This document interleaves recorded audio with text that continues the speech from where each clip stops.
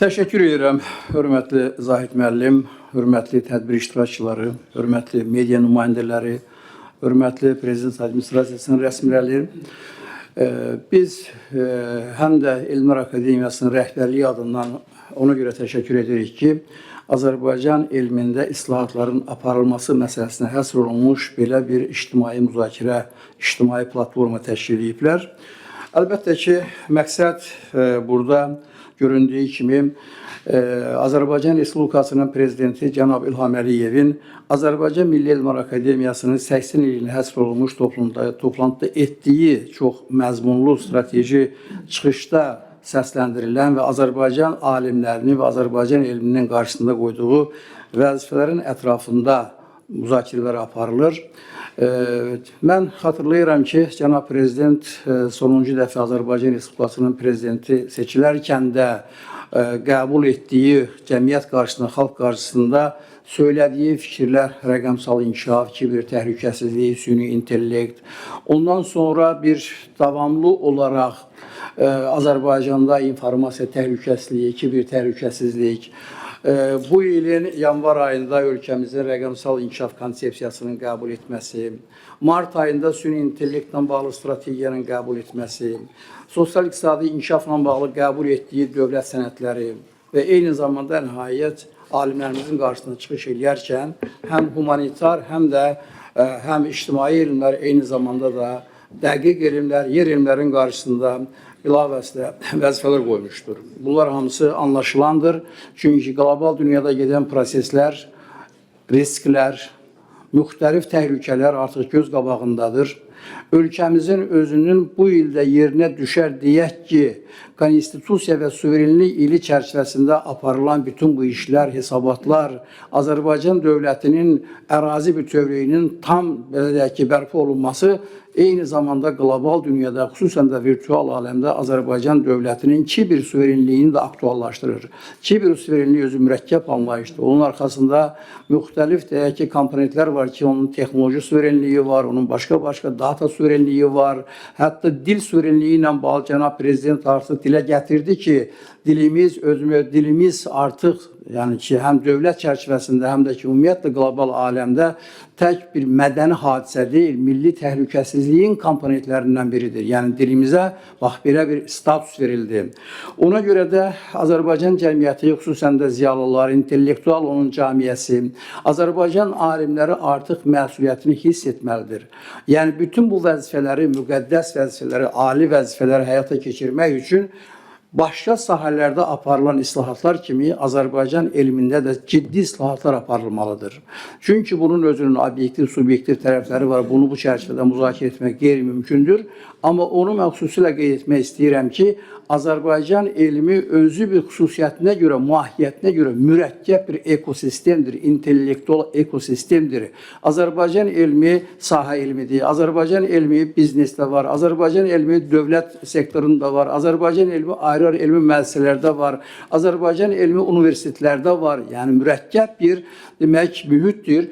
Bütün bunların hamısının belə deyək ki, bir Azərbaycan marağına yönəldilməsi, Azərbaycanın strateji maraqlarına, hərbi qüdrətinin yüksəldilməsinə, eyni zamanda onun birliklər iqtisadiyyatının formalaşdırılmasına, Azərbaycanda elmi nailiyyətlərin kommersiyalaşdırılması və birliklər iqtisadiyyatına dəstək verilməsi çox mürəkkəb məsələlər vardır.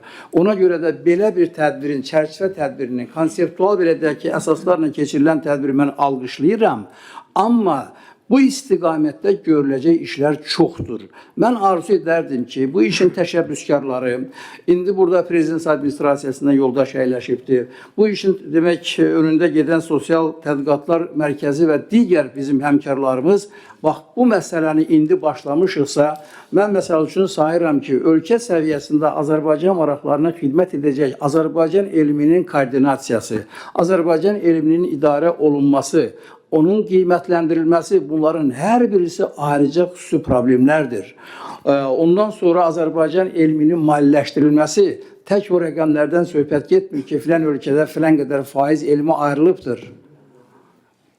O ayrılan bir məsələdir, amma onu necə idarə etmək, necə onu ünvanına çatdırmaq, necə alimin əməyini qiymətləndirmək, necə o elmi müəssisələri maliyyələşdirmək, Misal üçün deyək ki, Azərbaycan demək ki, Respublikasında elmi müəssisələr təşkilatlar üzrə vahid tarif cədvəli üzrə maliyyələşdirilir.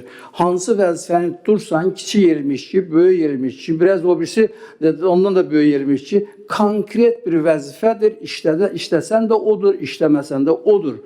Yəni, bu şəkildə maliyyələşmə olmaz. Artıq Azərbaycan dövlətində formalaşan bütün bu bazar iqtisadiyyatı prinsipləri, bütün bu rəqabət, bütün Azərbaycan Respublikasının real siyasətinə adekvat deyil. Yaradıcı alimlərin əməyi başqa cür maliyyələşdirilməlidir. Yaradıcı alimlər problemlər üzrə, problemlərin müsabiqəsi keçirilir, udursan, yığışırsan, onun ətrafına həyata keçirirsən və lazımı zəruri maliyyəni də alırsan. Yəni, demək istəyirəm ki, həm elmi müəssisələrin, ümumiyyətlə elmin özünün maliyyələşdirilməsi, dediyim kimi, onun vahid tarif cədvəli əsasında yox, onun deyək ki, maraqların təmin edən istiqamətdə maliyyələşdirilməsi, eyni zamanda elmi biliklərin kommersiyalaşdırılması məsələsi, yəni bunun özü artıq Azərbaycan iqtisadiyyatına, Cənab Prezidentin çıxışında da xatırlayırsınızda bir ciddi bir məqam var idi ki, belə bir söz dedi ki, dövlət müəssisələri elmi müəssisələrlə yaxından işləməlidir. Yəni, o deməkdir ki, onlar bir-birinə qarşılıqlı maraq əsasında əlbəttə ki, müəyyən kontraktlar, müqavilələr bağlanmalıdır. Amma hal-hazırda ciddi problemlər vardır bu istiqamətdə. Fərz eləyək ki, bax, məsəl üçün, elmi bir müəssisə, noyabr ayında, dekabr ayında, məsəl üçün, 1 milyard müqavilə bağlayıbdır. Qeyri-mümkündür, ilin sonunda dövlət büdcəsinə avtomatik olaraq keçirilir. Yəni, o müqavilə şərtlərinə baxmadan daxilidir, xaricidir və s. Yəni, bunları deməkdə məqsədim ondan ibarətdir ki, elmi müəssisələrin, elmi fəaliyyətlə məşğul olan qurumların özlərinin maliyyəsi məsələlərində də müəyyən normativ hüquqi bazanın yenilənməsinə, təzələnməsinə, yeni qanunların haradasa işlənməsinə ehtiyac olduğunu mən görürəm. Eyni zamanda alimlərin cəmiyyətdə nüfuzu, onu yaradan, misal üçün, obyektiv, subyektiv səbəblərdir. Bu istiqamətdə məsələlər, elmi əməkdaşlıq, yəni ki, bu innovativ mühitin yaradılması, bunları deməkdə məqsədim ondan ibarətdir ki, hörmətli həmkarlar, hörmətli xanımlar və cənablar, Azərbaycan elminin qarşısında çox ciddi, belə ayrı-ayrı problemlər var ki, onların müzakirə olunmasına, peşəkar müzakirə olunmasına, yəni ki, ümumi şəkildə danışmaq olar ki, Azərbaycan elminin hansı nöqsanları var, hansı tərəflərə cavab vermir, dünya hara gedir, biz hansı vəziyyət. Bunu danışmaq olar, ümumi şəkildə qiymətləndirmək olar.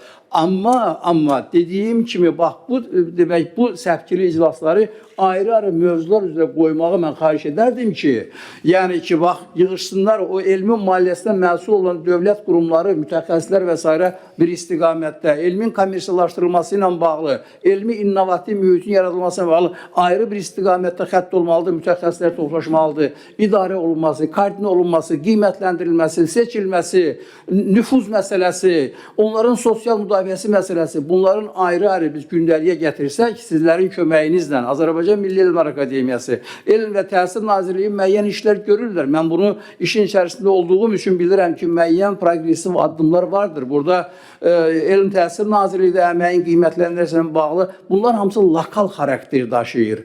İnstitusional səviyyədə, ölkə səviyyəsində bu işlərin həyata keçirilməsi həmin o alimlərin, gənc alimlərin nə üçün elmə gəlmirlər? O sualları qoyub araşdırmaq lazımdır ki, nə üçün gənc belə bir şərəfli peşəyə öz həyatını, öz gələcəyini bağlamaq istəmir. Bu araşdırılmalıdır, müzakirə olunmalıdır. Azərbaycan naminə, Azərbaycanın maraqları naminə bu işləri araşdırmaq lazımdır.